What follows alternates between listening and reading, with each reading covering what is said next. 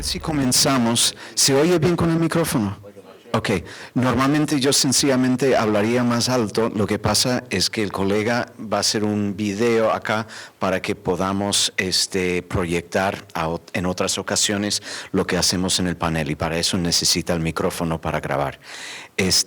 Bueno, yo les he conocido creo a todos, pero reitero, yo me llamo Eric Hirschberg, soy profesor acá en la universidad y coordino un centro de investigación sobre temas de América Latina y de comunidades latinas en Estados Unidos.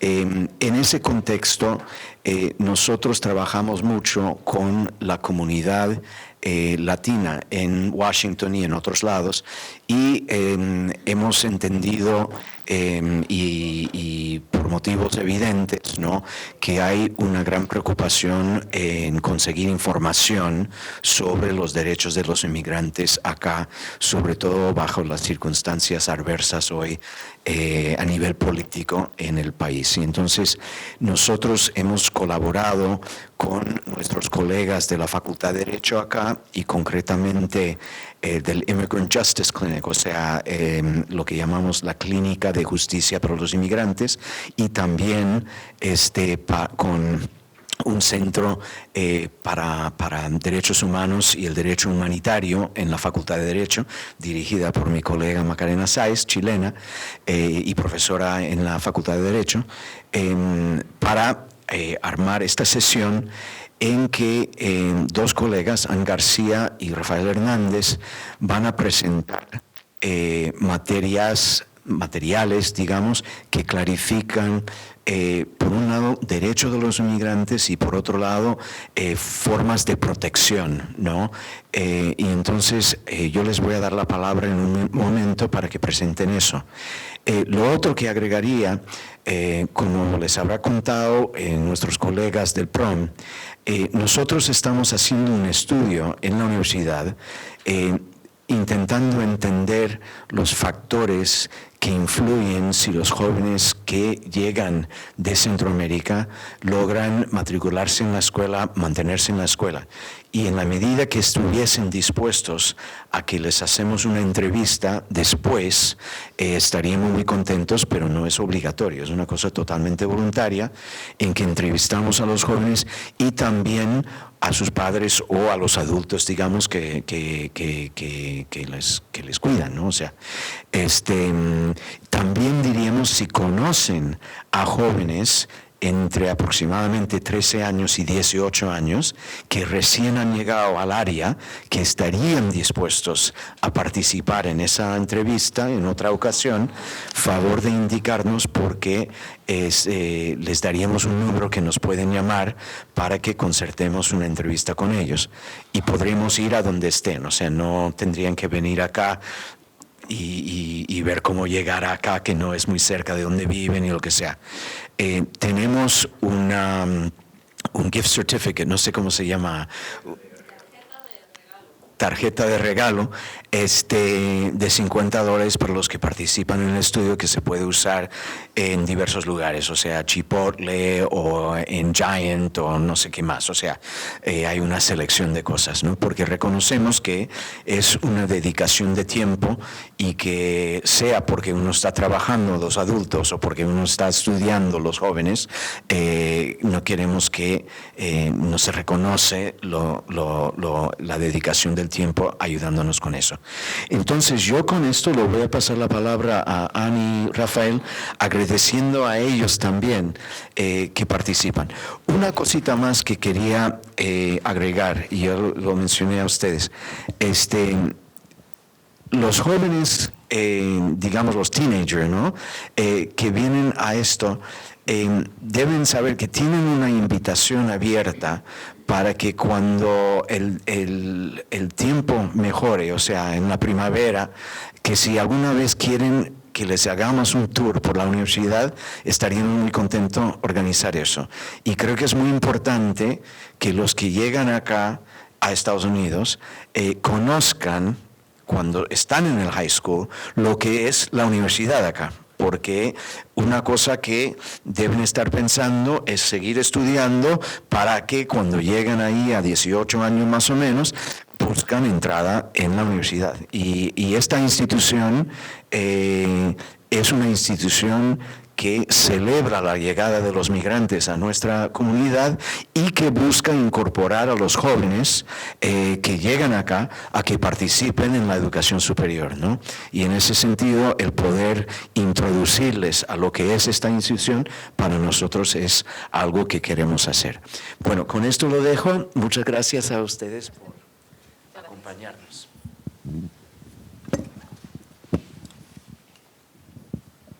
Buenos días, muy bien.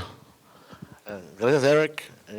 Y queremos dar la bienvenida a ustedes, porque, claro, obviamente sabemos que ahorita es una situación muy difícil, confusa.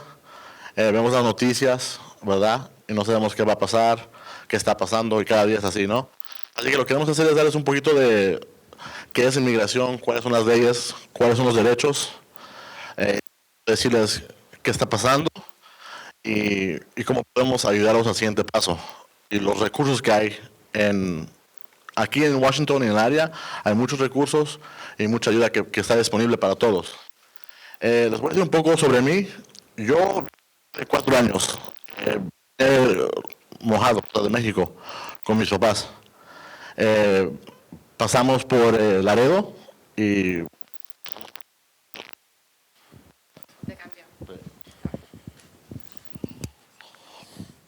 Bueno, y vimos por Houston y fuimos a Atlanta porque ahí vivía mi tío.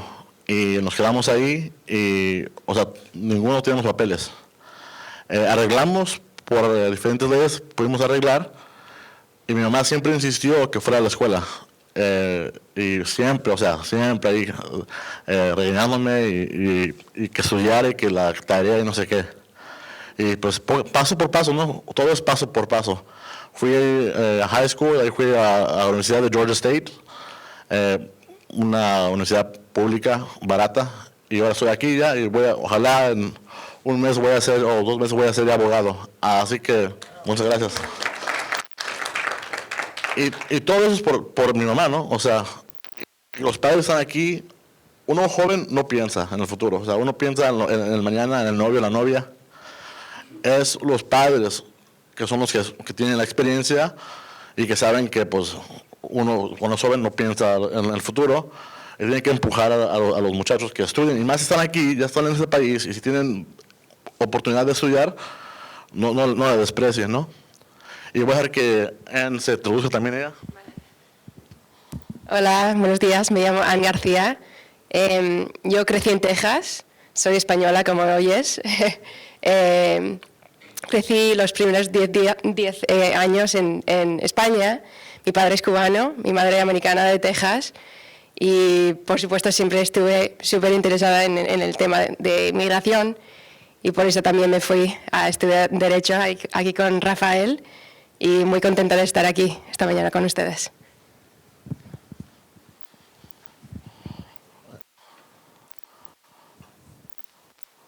A ver, entonces, si podemos compartir un poquito ustedes, el que quiera hablar, a ver, ustedes qué saben sobre inmigración, sobre el tema de ahorita que está pasando, qué ideas tienen sobre el estatus de inmigración ahorita.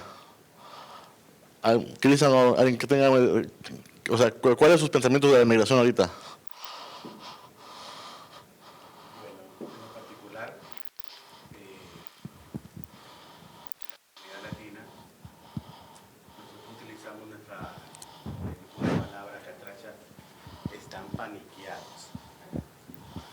¿Verdad? O sea, la gente tiene pánico.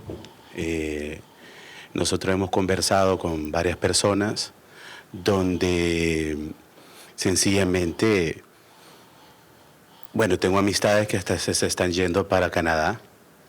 Y es un asunto migratorio bastante lamentable. Nosotros con Abel hemos conversado con personas donde sencillamente no quieren asistir a reuniones como estas porque, y más que todo, si estamos hablando una universidad, entonces tienen bastante miedo. O sea, el asunto con esta administración y pues la gente tiene un tema, o sea, están con pánico. Claro. ¿Verdad? ¿Quién más quiere? Solo cortito, o sea, creo que el problema es la incertidumbre, que las personas no saben en realidad qué es lo que va a pasar, y esa incertidumbre es lo que genera tanto miedo.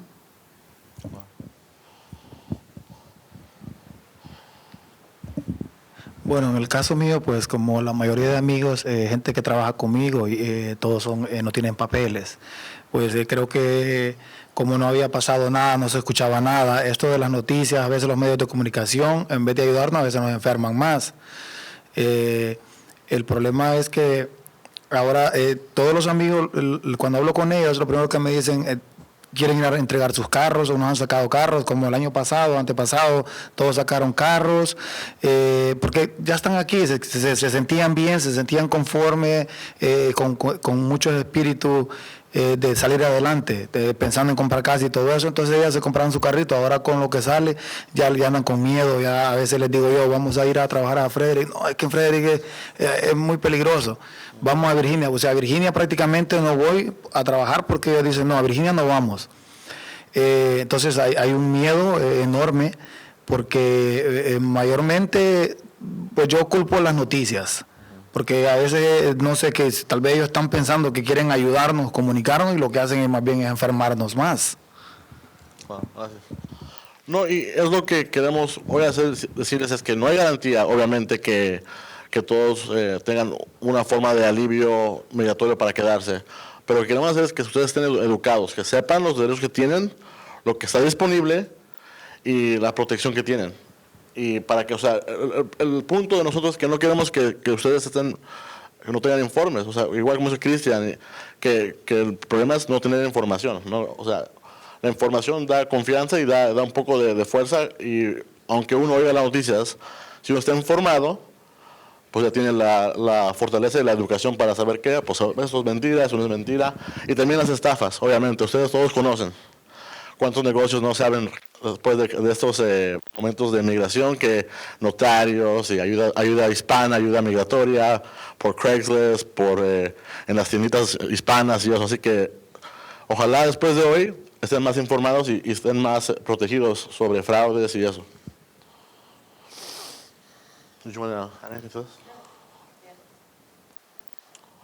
Así que en términos de ley de inmigración hay dos diferencias entre lo que se llama inmigrantes y no inmigrantes. Migrantes son gente que está aquí, que quiere vivir aquí. O sea, gente como los que tienen green card, ¿verdad? Que están aquí, son residentes permanentes. Y no inmigrantes o sea, hablando como hablamos nosotros, son migrantes, pero gente que viene acá que no quiere quedarse. O sea, visitantes, turistas, que vienen con visas, pero no planean quedarse.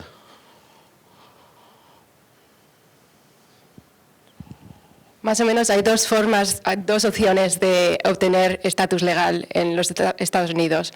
La forma que sabemos más nosotros es defensiva, o sea, si estás en proceso de deportación, a lo mejor puedes sacarte el asilo, otra cosa que vamos a explicar en un segundo. También hay forma afirmativa, o sea que, por ejemplo, si estás o en tu país de origen, o aquí en los Estados Unidos, también te puedes sacar el asilo, otra forma de ayuda. Y una cosa que vamos a explicar más adelante, pero para que sepan ustedes, es que a veces la gente dice, pues, estoy aquí y nadie me ha arrestado, no saben que estoy aquí, ¿para qué? Como dices tú, no voy a Virginia. El problema es que hay unos tipos de alivios migratorios que se expiran. Así que si uno, en verdad, por ejemplo, tiene miedo de regresar a su país, si uno no aplica en un año después de llegar, se complica todo. Así que como dice Ann, lo que es las defensas afirmativas son cuando uno quiere aplicar para algo o quiere usar un derecho antes de que sea detenido. Ahora, Cristian, solo para que sepas, voy a tener esto en un link para que lo tengan todos.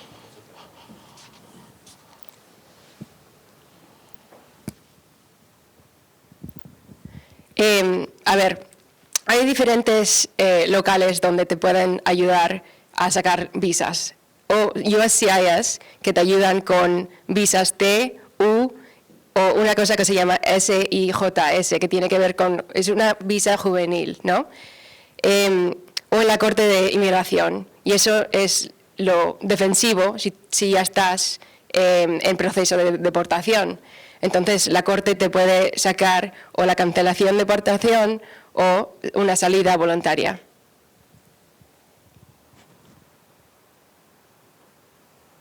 También comparten entre DHS, entre USCIS y la Corte de Inmigración, comparten lo del asilo, lo del ajuste de estatus y también una cosa que se llama NACARA, que tiene que ver con nicaragüenses.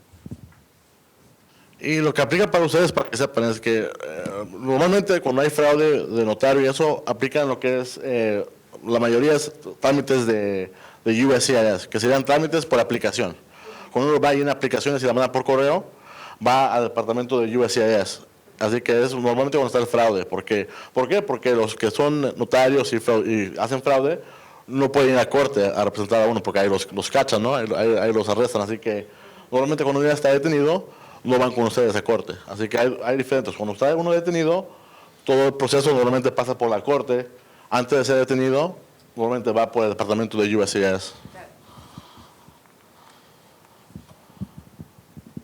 Vamos a hablar de 4 tipos de opciones para poder quedarse. El primero será asilo, el segundo, suspensión de expulsión, tercero, CAT, que tiene que ver con la tortura, y la cuarta, una forma que es bien importante para los centroamericanos, que se llama estatus de protección temporal, TPS.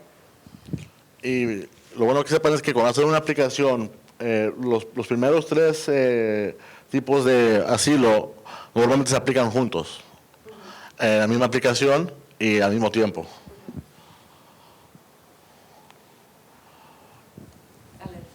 Claro.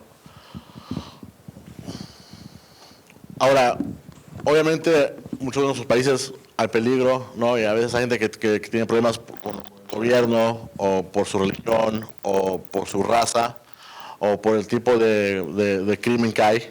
Así que, ¿qué es el asilo? El asilo es para las personas que han sido perseguidas en su país o corren riesgo de ser perseguidas. Puede ser gente que ha sido lastimada o gente que ha sido amenazada. ¿Qué significa la persecución? Es un daño severo. Tiene que ser un daño severo, ¿verdad? Ahora, el problema es que mucha gente piensa, la gente que vemos nosotros, clientes que vemos nosotros, dicen, pues el peligro es que hay muchas maras. Desafortunadamente, en general, el crimen no es considerado una razón de asilo. Porque los jueces dicen, en todos lugares hay crimen. Hay crimen aquí, hay crimen allá. Así que decir que yo tengo miedo de regresar a mi país porque tengo miedo que me roben o que me cobren renta, normalmente no es razones de asilo. ¿Se puede explicar un poco más de los...? Sí, claro. Ejemplos de lo que sí que ha funcionado en el pasado serían, por ejemplo, si el Estado sanciona y castiga a las personas por su religión o también por su opinión política, o si una mujer, por ejemplo, ha sido víctima de abuso doméstico y no puede dejar a su pareja. Las Cortes de Inmigración han reconocido estos tipos de asilo. Así que el primer paso para ustedes y para sus familiares y para los que conocen es decir, si tienen miedo de regresar a su país. Si en verdad ustedes tienen un miedo sincero de regresar a su país, es el primer paso. El segundo paso es ver con un abogado o con una organización si el miedo de ustedes califica para asilo. Pero no ignoren ese miedo. Porque, como les digo, en asilo es muy importante que no esperen más de un año antes de venir, porque se complica todo.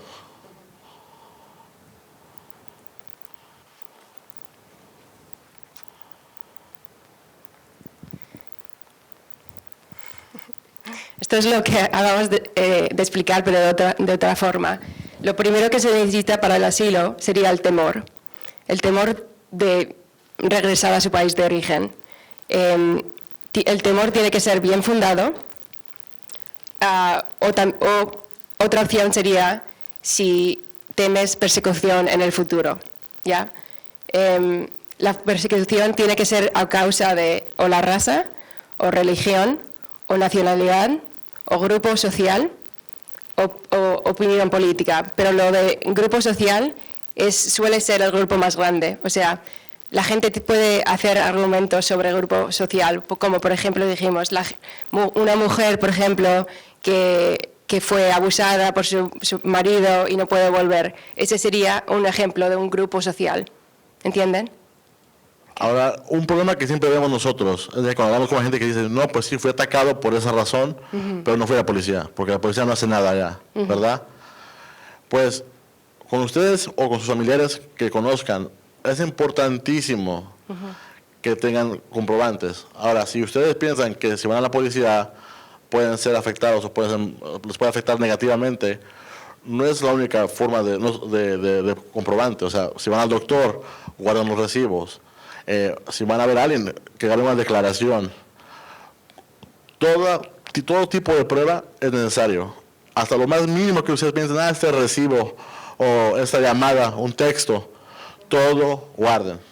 Porque cuando uno va a corte y quiere alegar con el juez sobre el asilo, todo eso es importantísimo. Porque mucha gente no tiene nada, es su palabra contra lo del gobierno. Teniendo lo mínimo de un texto, un recibo, una declaración, un reporte del hospital, todo eso importantísimo. Si ustedes son miembros de un grupo político, aunque no sean el presidente del partido, no, aunque vayan y ustedes y toquen puertas o pinten las paredes, muros o algo, si tienen fotos, guarden las fotos. Lo bueno es que ahora tenemos Facebook, ¿no? La gente pone todo en Facebook y eso lo guarda. Así que si tienen Facebook, guarden las fotos, porque eso todo ayuda.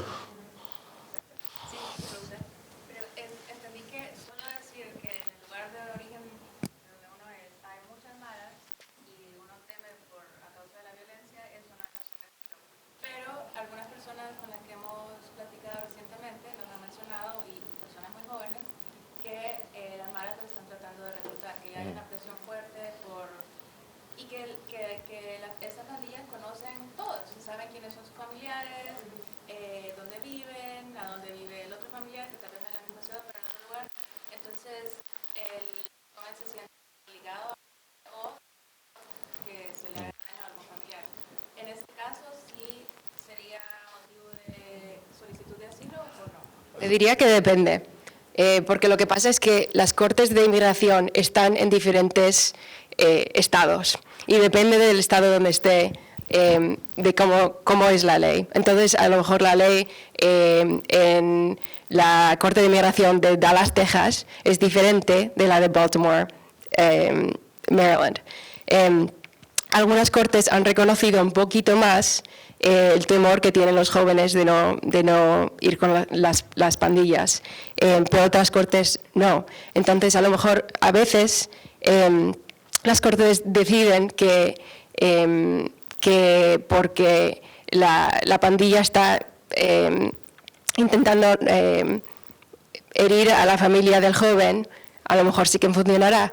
Pero lo que queremos decir aquí es que si alguien tiene un temor de ir de vuelta a su casa, a su país de origen, debe de hablar con un abogado, porque el abogado va a saber mucho más sobre qué va a funcionar en la corte donde viven, del estado donde viven. Ya. ¿Sí? Yo sencillamente subrayaría esa cosa, ¿no? Que si tienen abogados de confianza, ellos van a poder evaluar si en tal distrito de Maryland o tal distrito en otro lado, los jueces suelen estar abiertos a reclamos de asilo sobre tal criterio, ¿no? Y mejor consultar con ellos antes de lanzarse para saber cuál es la perspectiva de éxito en eso. Lo otro que quisiera reforzar es algo que dijo Rafael. Si hay amenazas y ustedes tienen esa amenaza en forma o de una nota o en forma de un mensaje en Facebook, un mensaje en el teléfono, no lo borren, ¿no? Porque eso va a funcionar como prueba. Exacto. Que los abogados usan para convencer a la tribunal que ustedes tienen derecho a asilo. Si, como él dice, solamente dices, pues a mí me ocurrió esto, pero no tienes nada que lo compruebe, eso lo convierte en más difícil. Si a uno le dañaron y tuvo que ir al hospital y ahí hay recibo de que tenían que arreglar, qué sé yo, la mano del joven que fue dañado por parte de criminales, pues ese recibo sirve para convencer a la Corte que este reclamo es legítimo. Entonces eso habría que subrayar, es muy importante. En ese caso no hay recibo porque no estamos hablando de gente, estamos hablando de otra clase de gente, de lo cual ahí todo es verbal, incluso ni se conoce realmente quién es la persona que manda el mensaje, porque usan a unos niños a mandar el mensaje, entonces ahí está difícil de probar. Sí, es verdad, lo siento. Lo que sí que ayuda es, o sea, si hay otro estudiante, digamos, que es tu amigo, que ya sabe lo que te ha pasado, ayuda mucho poder llamarle el abogado y preguntarle, oye, ¿puedes darme un, ¿cómo se dice? Affidavit. Un informe, una declaración diciéndome qué le pasó a tu amigo, ¿sabes? O sea, si no tiene recibos, ni tampoco mensajes, simplemente alguien, un pandillero le dijo, bueno, o te metes con nosotros o te mato o le mato a tu familia, lo que sea. Ayuda mucho tener otra persona que no que no le va a ayudar que tengas asilo, poder comprobar que es verdad que los pandilleros te dijeron esto, ¿me entiendes? Ajá. Sí, pero no importa. O sea, por ejemplo, ahora tengo una cliente que es de Nigeria, que la familia no le deja dejar a la familia. O sea, se casó a un señor que no quiere que se vaya. Y, por ejemplo, esta familia, cada vez que va de vuelta, le encuentran y le dan patadas en la calle. Entonces yo pude llamar a un señor que vende huevos en la calle y le pregunté, ¿viste esto? Me dijo que sí y me dio una declaración. Ayuda mucho tener una declaración como esta, porque a este señor no le importa si mi cliente saca adelante el asilo o no. Ya. Y otra cosa, como decimos en México, los jueces tienen colmillo, ¿no? Así que si uno dice, algo me pasó en mi país y fue extremo, y luego el juez dice, ok, pero no tienes comprobante porque no hay comprobante, ¿verdad? Te va a decir, ¿qué hiciste el siguiente día? Oh, no, pues me quedé. ¿Cuándo escapaste? Oh, pues 3 años después. O sea, pues ¿qué pasó? ¿Tenías tanto miedo que te fuiste 3 años después? Así que si tú te amenazan y no hay prueba, pero al siguiente día compras un boleto de autobús, ¿verdad? Es el comprobante. Dices, pues mira, me amenazaron y al siguiente día me fui con mis parientes en otro estado o otra parte de mi país. O ahí empecé a planear para irme a Estados Unidos. Ese tipo de evidencia. O sea, no es necesario tener la evidencia de la amenaza. Si la tienes, mejor aún. Si no, decirle, mira, esta es mi historia. Me fui, corrí, fui a un psicólogo porque me estaba traumado, lo que sea. Pero tienes que enseñarle el comprobante porque la mayoría de gente no tiene nada. O sea, dice, pues, tengo miedo, me pasó esto, pero no tengo nada. Así que cualquier pedacito de evidencia es importantísimo.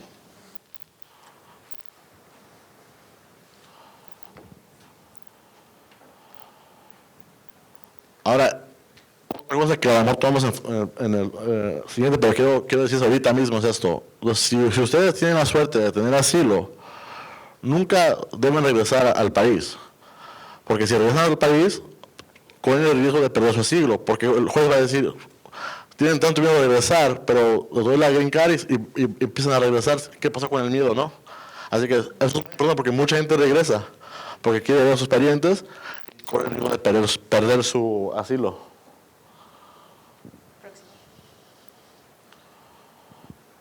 Hay 2 opciones más que vamos a hablar hoy, suspensión de expulsión y también la CAT. Queremos distinguir un poco sobre el asilo, que es la forma más buena que puedes sacar contra la suspensión de expulsión. El asilo, tienes permiso de permanecer en los Estados Unidos y la suspensión no, o sea, te puedes quedar en los Estados Unidos, pero no puedes, no te darán una tarjeta verde, ¿sabes? O sea, te dicen, eres deportable, pero no te vamos a regresar a tu país de origen. Para el asilo, puedes, como dije, ajustarte para sacarte la carta verde. En la suspensión no te podrás sacar adelante la green card. Lo del asilo, como estaba diciendo Rafael, debes de aplicar dentro del año de llegar a los Estados Unidos. Pero para la suspensión de deportación no hay límite. Entonces te puedes sacar la suspensión después de 10 años en los Estados Unidos. Y también diré que el asilo, la persecución tiene que ser probable. O sea, una en 10 chances de ser perseguido. En suspensión va a ser un poco más difícil sacárselo. Tiene que ser 50% o más de ser herido.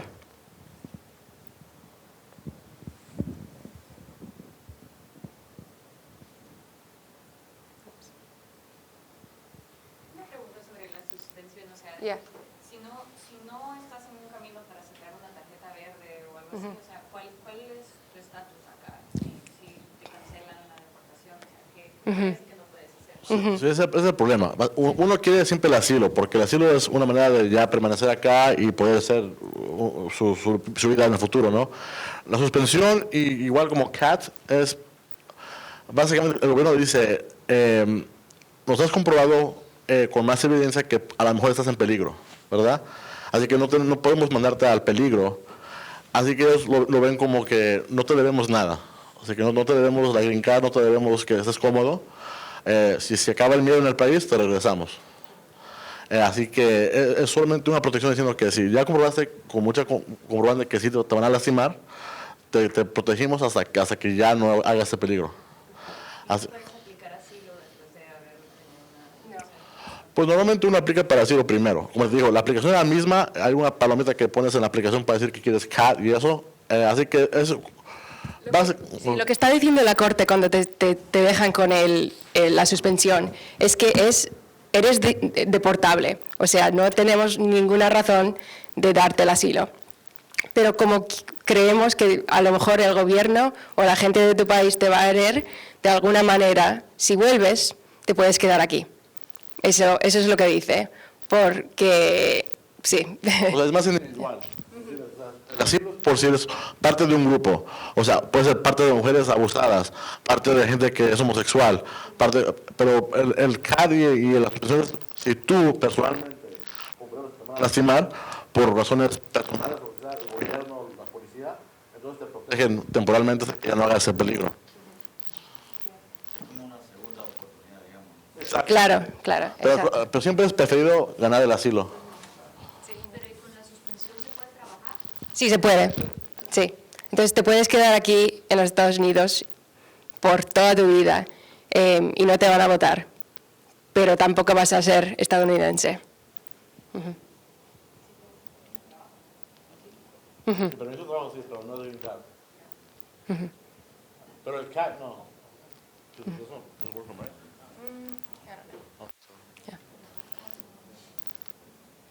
Ahora, la gente que ha estado aquí muchos años, a mucha gente ha habido la cancelación. Y la cancelación es básicamente protección para la gente que ha estado aquí muchos años. Dependiendo, hay dos tipos de cancelación. Hay para la gente que tiene green card, que comete un crimen o la acusan de cometer un crimen y pierde la green card. Hay gente que no tiene ningún estatus legal y lo detienen.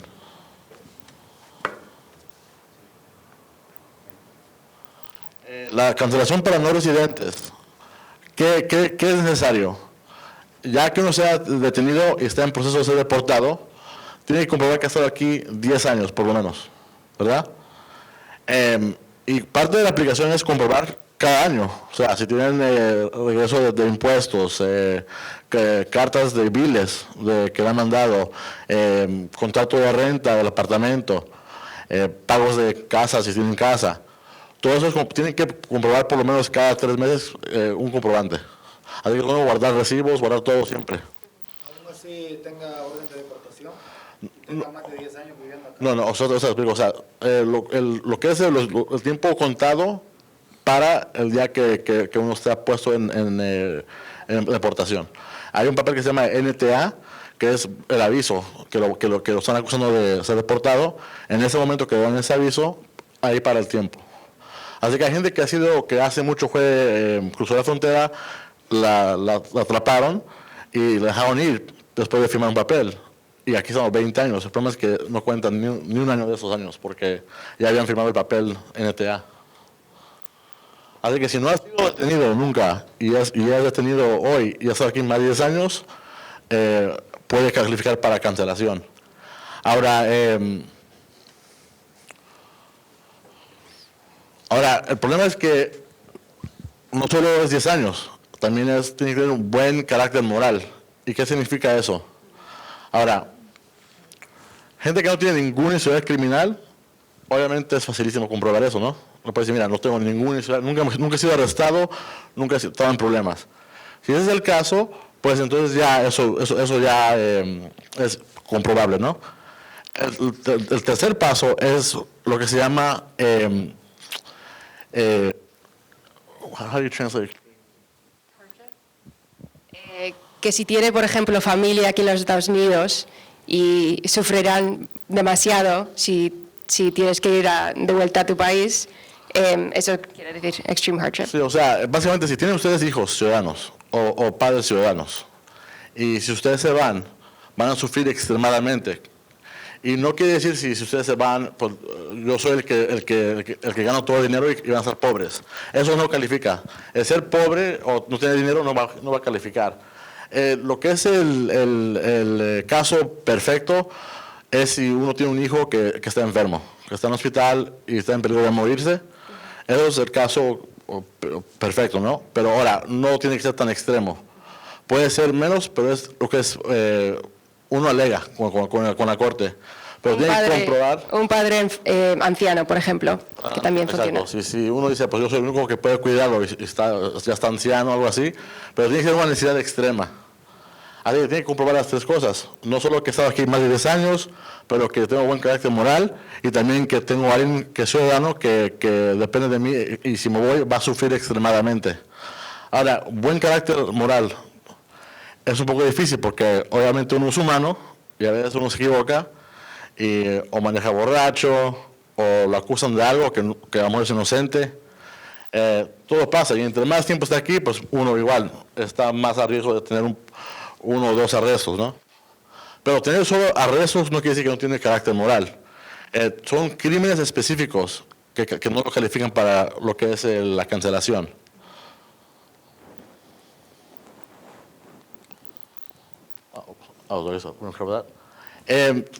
Lo que se llama crímenes de daño moral serían si lo arrestan por prostitución, por robo. Crímenes que requieren que uno tenga una intención de hacer algo inmoral. Si uno comete esos tipos de crímenes, afecta lo que es el buen carácter moral. Es un crimen muy serio, con arma, cosas más serias, eso lo califica uno para lo que es el carácter moral. Si uno tiene historial criminal, tiene que tener un abogado porque un abogado puede alegar que ese crimen, aunque sea el pasado, no es contra la moral. Así que no es el fin del mundo tener un arresto o DUI. Eso se puede alegar que no califica para prevenirlo. Así que igualmente, yo sé que repetimos mucho que vean un abogado, pero es que es necesario porque las leyes son complicadas. Lo que queremos hacer ahorita es darles una idea para que puedan ir a un abogado ya con una idea y con una cierta confianza. Tengo una pregunta. Si van a ver un abogado, ¿cuáles son las preguntas que deberían hacerle un abogado? Una de las cosas que pasa, por ejemplo, cuando uno va a ver un abogado o cuando va a ver a un médico, es que como ellos saben, uno cree todo lo que les dice. Pero ¿cómo sabe uno que lo que le están diciendo es correcto? O sea, ¿qué tipo de preguntas son las que uno debiera asegurarse? ¿Es correcto que el abogado pida dinero antes de la primera consulta? ¿Eso es algo que se usa o no? Si nos pueden dar un poco más de información. Sí, Rafa es un experto sobre esto, Sí, entonces no. lo doy ahí. O sea, uno de mis pasiones es la pelea contra el fraude migratorio, porque yo soy de Atlanta y en Atlanta hay cientos de abogados que no son abogados o notarios o abogados chuecos, ¿no? Y eso es un tipo de gente que, pues, como digo, no tiene madre, o sea, porque la gente que son inmigrantes está en la peor situación y ¿cuánto cuesta para ahorrar, para pagar al abogado y que luego que no haga nada? Imagínense, qué vergüenza, ¿no? Así que es muy importante saber, primero cosa que la gente es que para ir a un abogado, si les alcanza para pagar un abogado privado, no solo hablan las páginas amarillas y busquen al primero que aparece. Hablen con organizaciones como la Iglesia Católica o Ayuda, que aquí en DC, que ofrecen ayuda legal gratis o bajo costo. Normalmente no tienen cupo, ¿verdad? Pero te pueden dar lista de abogados privados que cobran, pero que son responsables. Y tienen una lista, exacto. Sí, exacto. Y porque hay demasiados abogados, porque para poder representar a ustedes en corte de inmigración, solo tienen que ser abogados, no tienen que ser de inmigración. Y a veces la gente ve que hay miedo, o que hay miedo, y de repente de día a otro ya son abogados de inmigración, ¿no? Así que, y toda su vida han sido abogados de tráfico, y así que no saben nada. Es bueno saber que alguien que ustedes confían. Claro. Si alguien te dice, por ejemplo, te represento pero no en la corte, entonces me imagino que sería un notario. O sea, si alguien te dice que te puede hacer esta cosa que tienes que sacar adelante pero no puedo ir contigo a la corte, alarmas, ¿eh? Entonces, como dijo Rafa, Eric tiene una lista aquí de abogados que son de confianza. Entonces, si necesitas abogado, búsquelo ahí. Y por favor, o sea, notarios, a gente que quiere ayudar a la gente, muy, ustedes pueden equivocarse con una aplicación, un problemita, y eso causa problemas en el futuro. Yo he tenido clientes que vienen y fueron con una persona que era, según buena gente, cobró poquito, ayudaron a llenar la aplicación, se convirtieron en residentes permanentes, y luego para ya naturalizarse, para los ciudadanos, en ese momento el gobierno checa todo el historial de migración. Encontraron una pregunta que contestaron mal y le negaron la naturalización. Así que, ¿para qué ir con notarios? Si quieren traducir un papel, pueden ir para traducir un papel, pero no vayan para ningún consejo, que llenen ninguna aplicación. Si quieren que vayan a traducirles, saben que traduzcan la carta y es todo. Porque eso sí, a veces uno quiere un abogado para traducir un papel, cuesta mucho, ¿no? Pero para traducir está bien, pero solo para traducir, para nada más. Bueno, Solo un comentario. Yo soy de Honduras y en Honduras los notarios son abogados. O sea, para claro. ser notario hay que ser primero abogado y después se hace un examen para ser notario. Entonces, aquí me sorprendí, creo que no es así. O sea, $30. entonces, por eso $30. notario es importante hacer esa diferenciación. Que Sí. yo puedo ser notario si Sí, mañana. Sí, o sea, aquí depende del estado, pero aquí en lo que es Virginia, $30, día hábil, de 9 a 5, va uno, paga $30 y ya es notario. Igual, hay estados que quieren ayudar, ¿verdad? Y hacen leyes estrictas para el fraude migratorio, pero desafortunadamente hacen un tipo de licencia que se llama licencia para ayudante de inmigración. Lo que quiere decir eso es gente que puede traducirles una forma o puede ayudarles a llenar la forma que ustedes traen. O sea, ustedes dicen, mira, yo sé que esta forma la necesito yo, ayúdame a llenarla. No es para que digan, ¿qué forma lleno? ¿O qué consejo me das? El problema es que esa gente son chuecas y ponen lo licenciado, ¿no? Porque tienen licencias para hacer algo chiquito. Así que eso es peligroso. Así que, en primer lugar, pregunten, ¿eres abogado y tienes licencia de abogado?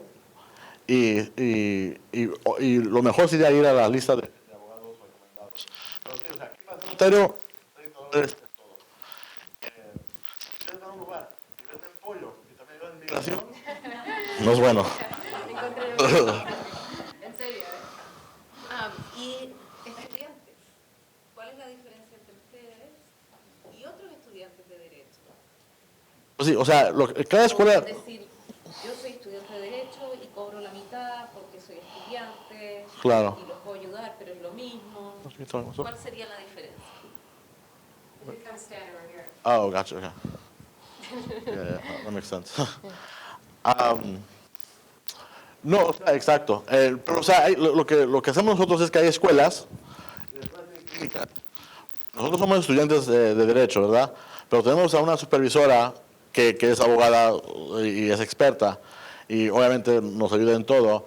Pero nuestro enfoque es en migración. O sea, yo toda aquí trabajé para ayuda de migración, trabajé con hogar en Falls Church, todo de migración. Y yo lo que quiero ser abogado de migración. Así que es un recurso también bueno ir a las escuelas de universidades y es gratis, completamente gratis. Ahora, igual, el problema con lugares gratis es que siempre no hay cupo, ¿no? Porque pues, hay mucha demanda. Pero igual, nosotros cuando uno viene y no tenemos cupo, recomendamos abogados que conocemos que son gente responsable. ¿Esos recursos que son gratis es solamente como para que te den dirección o pueden llevar un proceso? Oh, no, todo. Pueden Pueden llevar un Pero- proceso entero.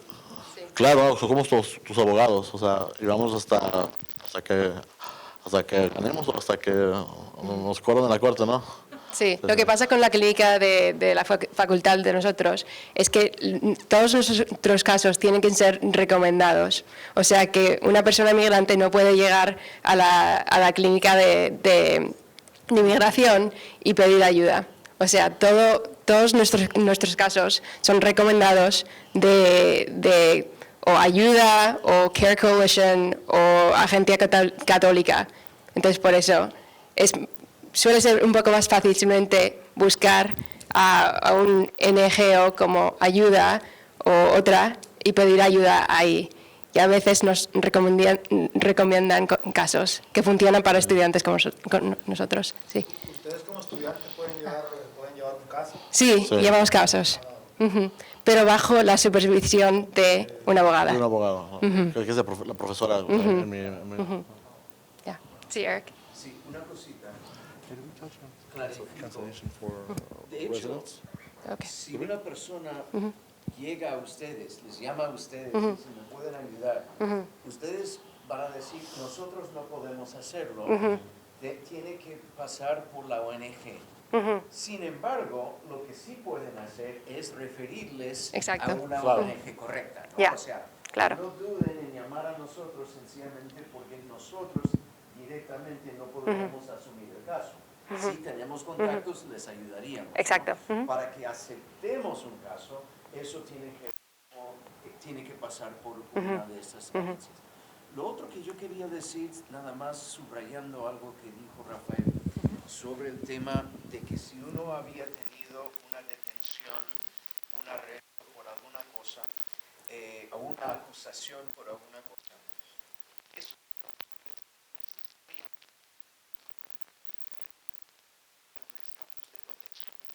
Sin embargo, si uno no tiene ninguna acusación de delito, etc., vale la pena intentar seguir así, ¿no? Entonces, en una situación de vulnerabilidad migratoria, es aún más importante intentar no tener este delito.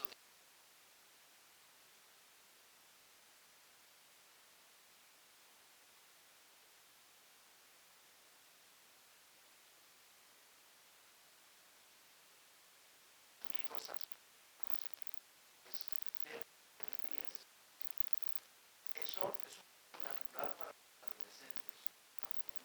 Cuando uno está en situación de estatus irregular, es importante intentar resistir esa tentación, porque les puede costar bastante. No les descalificaría necesariamente, pero sería riesgoso. Entonces, siempre intentar resistir. Exacto. Vale, hablemos del estatus de protección temporal, TPS, que es bastante importante para la gente que son del Salvador, Honduras o Nicaragua. Así funciona. Solamente ciertos países como estos tienen esta designación. Cómo funciona es, El Salvador fue designado un país de TPS en marzo del 2001. Si quieres este estatus temporal, tienes que estar en los Estados Unidos en marzo del 2001. Así funciona. Si eres de Honduras, has estado en los Estados Unidos desde el 1999, entonces a lo mejor calificas. Y si eres de Nicaragua, tienes que haber llegado en 1999 también. Entonces, ese es el TPS le ayuda a mucha gente, pero solamente a la gente que ha estado en los Estados Unidos ya años. La TPS se expira cada 2 años. Entonces, la próxima vez que se va a expirar la TPS de El Salvador, por ejemplo, será en 2018. Depende de la administración si van a tener TPS de nuevo en 2018. Entonces no sabemos qué va a pasar con la TPS debajo de la administración de Trump, pero me imagino que ya vamos a tener todavía TPS. Entonces es bastante importante para la gente que es de Centroamérica averiguar si a lo mejor puede sacarle adelante. ¿Sí, Terías? Sí. ¿Qué te permite el TPS? O sea, que Can you fast forward? te permite un green card. Yeah. Can you go one more? So, te permite quedarte en los Estados Unidos durante el periodo de por lo menos 2 años, pero suele ser renovado. O sea, lo que pasa con TPS es que la administración se lo da a países donde ha habido guerra o algo así. Y te permite, si ya estás en los Estados Unidos, cuando eso pasa, quedarte en los Estados Unidos, porque en realidad no puedes regresar a tu casa. Por ejemplo, en Haití hubo un huracán y la gente, los haitianos que ya estaban en los Estados Unidos, no podían regresar a su casa porque ya no tenían casa, por ejemplo. Entonces el gobierno de los Estados Unidos dice, te puedes quedar, puedes trabajar, no te vamos a echar por unos cuantos años, pero suelen renovarlo. Entonces hay bastantes, como no sé, 30, 40 países que tienen TPS. Estos 3 países latinoamericanos tienen TPS de por ahora. Pero no te abre campo para un green card, solo son por esos 2 años. Es verdad, pero unas cuantas cortes de los Estados Unidos permiten, si por ejemplo, como estar aquí con TPS no es una admisión, o sea, estás aquí, llegaste sin papeles, ¿no? No fuiste admitido. Para sacarte adelante la green card necesitas ser admitido. Pero, por ejemplo, si le pides al gobierno estadounidense permisión para irte del país, digamos a Canadá, ¿vale? Y luego venir de vuelta y te dicen, sí, te vamos a dejar llegar de vuelta. Entonces sería una admisión a los Estados Unidos. Y entonces sí que tendrías la oportunidad de sacarte el green card. Ya, es un poco complicado, pero también pasa para DACA. Como ven, la ley de inmigración es bastante complicada y se puede sacar adelante el green card de bastantes formas, how do you say it, like tricks, o sea, trucos, La otra manera que yo la sé de que pueden conseguir la green card teniendo el TPS casándose. Exacto, o sea, casándose realmente, o sea, sí, claro, si se casa, si alguien, o sea, te tienes que casar, tiene que ser real, ¿sabes? O sea, hay gente que se casa, pero que no es real. Y DHS no te deja hacer eso, ¿sabes? Sería un fraude y te votarían. Pero sí, Eric. Sobre TPS, ¿no? Que va un poco por lo que acaba de decir Cristian. No es solamente casándose que una persona que tuviese TPS teóricamente podría calificar por otro mecanismo en el futuro, ¿no? cuanto más tiempo uno está aquí, más acontecimientos en la vida podrían ocurrir que afectarían o de manera positiva o negativa la capacidad de quedarse y de calificar con otro mecanismo. Si uno tiene TPS ahora, es decir, si son centroamericanos que llevan acá desde el 99 de Honduras, desde 2001 de El Salvador, casi seguramente vale la pena mantener ese estatus lo más tiempo posible, ¿no? Y como dicen, cada 2 años eso se suele renovar. Ahora, hay que contextualizar por qué existe TPS. TPS existe porque el gobierno ha llegado a la decisión de que cuando países experimentan una especie de emergencia que provocan la salida de su población y suelen ser de situaciones de urgencia provocadas por catástrofes naturales. En el caso de El Salvador fue el terremoto de 2001, en el caso de Honduras fue el huracán Mitch, ¿no? Cuando acontecieron esos eventos, el gobierno estableció que en El Salvador, en Honduras, había una crisis humanitaria que impedía que el gobierno de ese país pudiese recibir a esa población que vivía acá. Y cada 2 años lo que es esta renovación es la certificación por parte del gobierno estadounidense que todavía hoy el gobierno de Honduras no puede recibir esa población, no puede ajustarse a ello, igual El Salvador. El problema es que cada administración, hasta Trump, ha reconocido que El Salvador no puede recibir centenares de miles de personas que están aquí con TPS. Sería un desastre, ¿no? No tiene empleo, no tiene capacidad en muchos sentidos. Igual Honduras. No sabemos qué va a hacer esta administración. Sin embargo, siempre que pueden renovar el TPS es buena idea.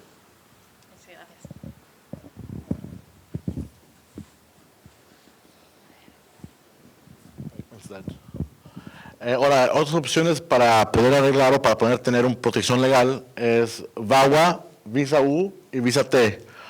Lo que tienen en común es que son víctimas de un tipo de crimen o un tipo de abuso. Y vamos a explicar las diferencias. Ahora, se llama VAWA, en inglés la W es de mujer, pero no solamente es para mujeres. La ley empezó así, pero ya no es así. Protege a los 2 sexos. Si usted es casado con un ciudadano o residente legal, VAWA aplica a usted. Y la pareja la maltrata físicamente o emocionalmente. Así que lo que hace esto es que usted es para que lo proteja a uno. Si uno para que no se sienta obligado a quedarse con una pareja que la está maltratando, simplemente porque la persona es residente o porque es ciudadano.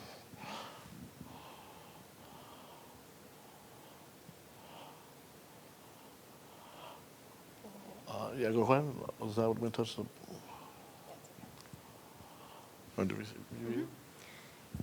La visa U tiene que ver con si usted ha sido víctima de un crimen en los Estados Unidos o que causó un daño físico en los Estados Unidos, sí que causó daño físico o mental. ¿Vale? Y también tiene que ayudar a la policía, a las autoridades, colaborando con ellas para investigar ese crimen. Entonces usted puede solicitar una visa U que después de un tiempo le permite solicitar un green card aquí en los Estados Unidos. Tiene que ser, repito, un crimen que pasó en los Estados Unidos.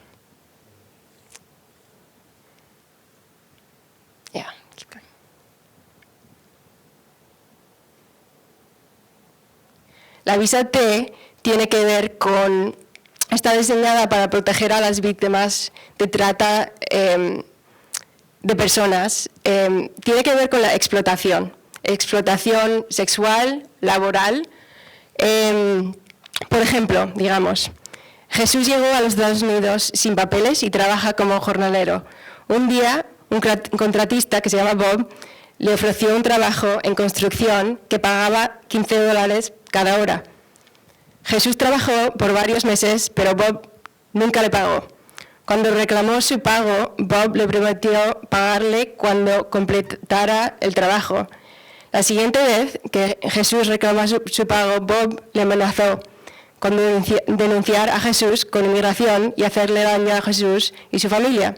Entonces Jesús se vio obligado a seguir trabajando para Bob. Sería un ejemplo. Jesús a lo mejor se puede sacar una visa T.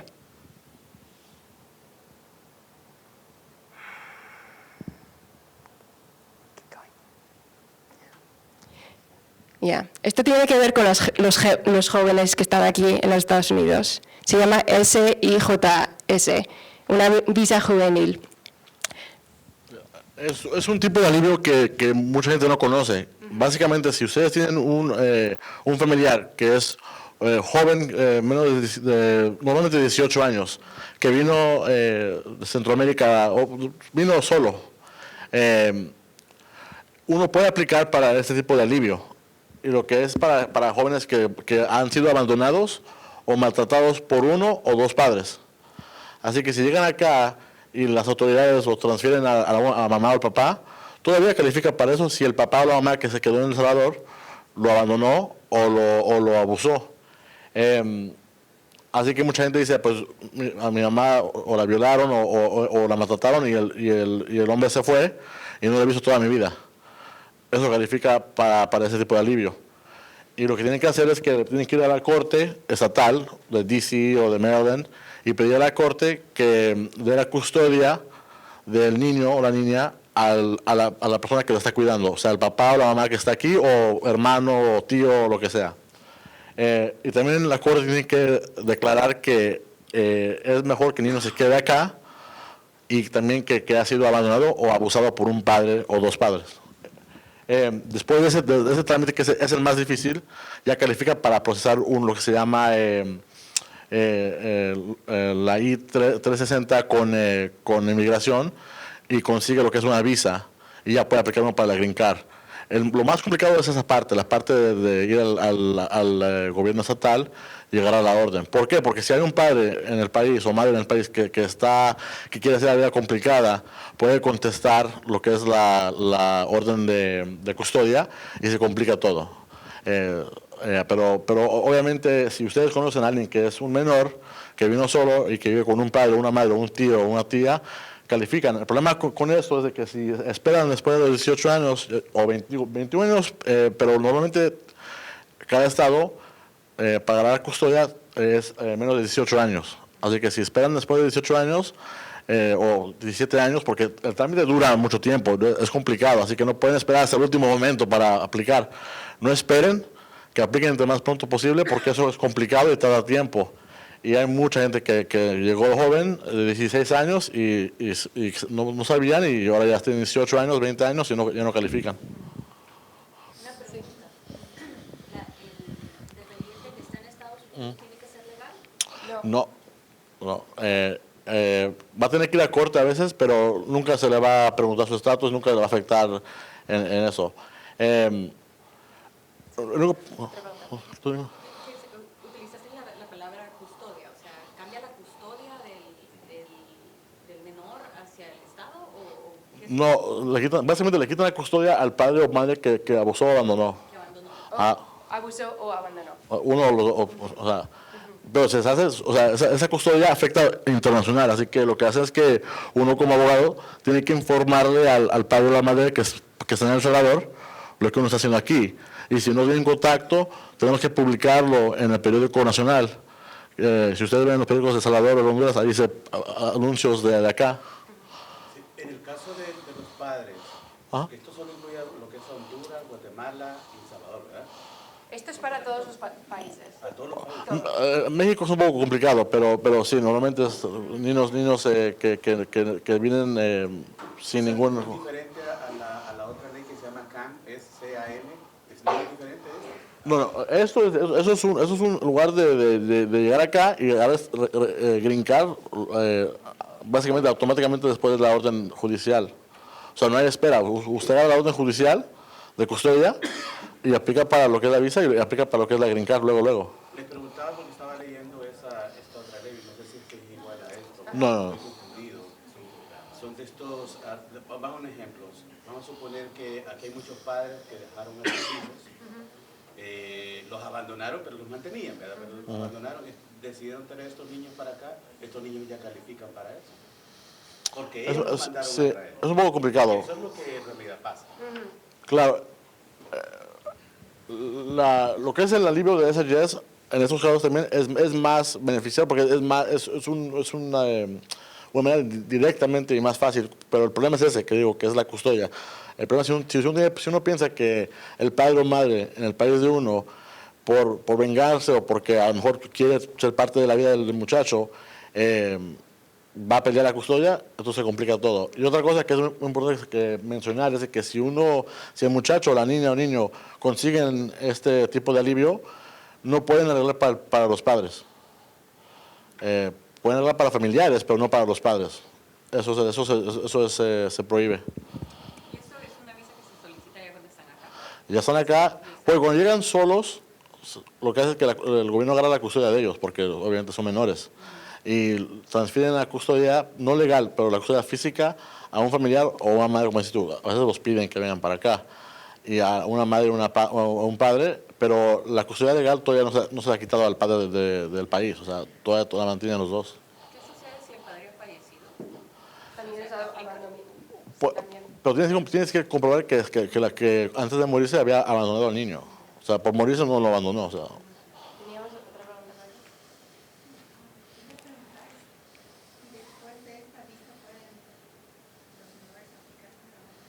Sí, sí que puede.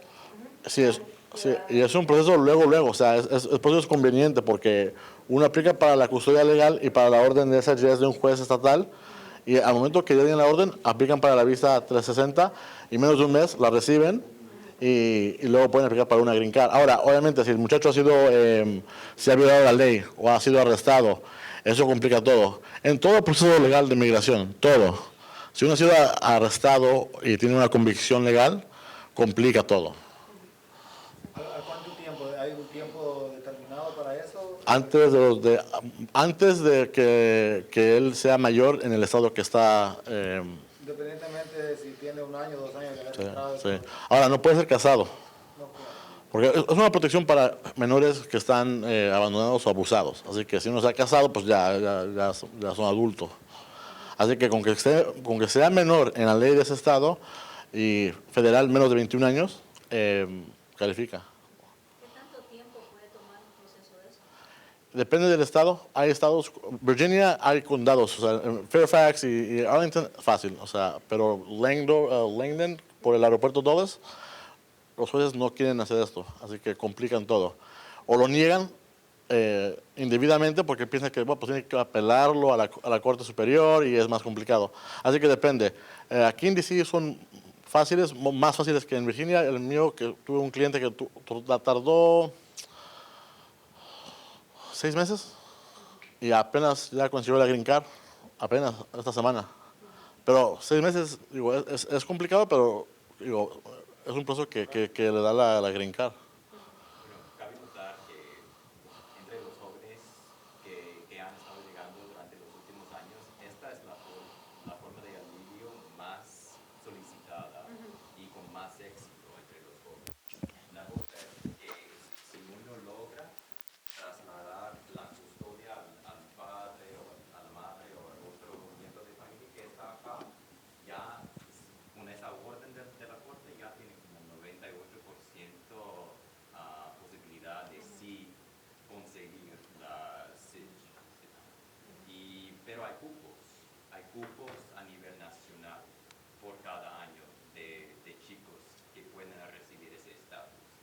Y hace, creo, 2 años, 1 año, fue la primera vez en la historia que llegamos ya a ese cupo. O sea, exactamente. Entonces, ellos que estaban ya solicitando ese tipo de alivio tenían que esperar al año siguiente. Entonces, ya hay como una fila larga de jóvenes que están esperando ese estatus. Ya, ¿las preguntas sobre esto? Todo el mundo conoce la DACA, ¿no? este es un beneficio migratorio otorgado por el presidente Obama hace unos cuantos años, que era una orden ejecutiva. Todavía tenemos la DACA. Los requisitos son que tienes que haber llegado, bueno, primero tienes que tener menos de 31 años en el 15 de junio del 2012.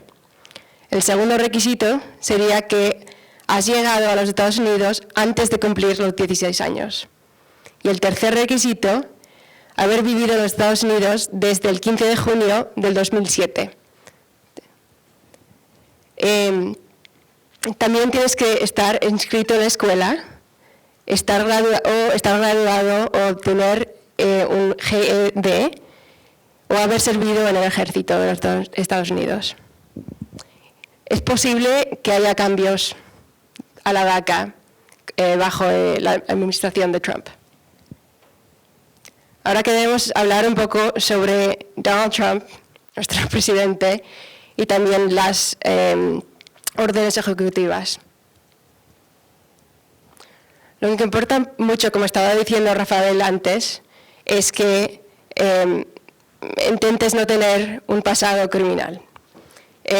Ciertos crímenes son de alta prioridad bajo la administración de Trump. Estos siguen siendo prioridad para la deportación.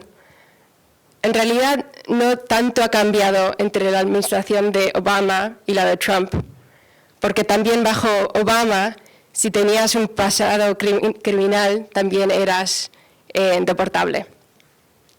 Sin embargo, ahora casi cualquier crimen lo puede poner en peligro de la deportación si no tienes papeles. Es, como dijimos antes, preferible evitar cualquier crimen. Tenemos clases de gente que es deportable. La primera clase será inadmisible al momento de entrar a los Estados Unidos. O sea, que las órdenes ejecutivas de Trump dicen que estas 4 categorías de gente son la clase de gente que son deportables. Entonces, el primer grupo sería la gente que vino aquí sin papeles. El segundo, la gente que tiene infracciones criminales. Tercera, la gente que ha cometido algún fraude migratorio. Y la cuarta sería alguna gente que por razón de seguridad nacional no se puede quedar. Estos son ejemplos de categorías de crímenes que le ponen en más peligro en esta administración. Y ahora queremos hacer unos sketches para que, bueno, la gente se relaje un poco más, porque estamos hablando ya 1 hora y media. Entonces, simplemente para enseñarles cómo funcionaría esto, de que si, por ejemplo, la migra llega a su casa o le para en el carro o algo así.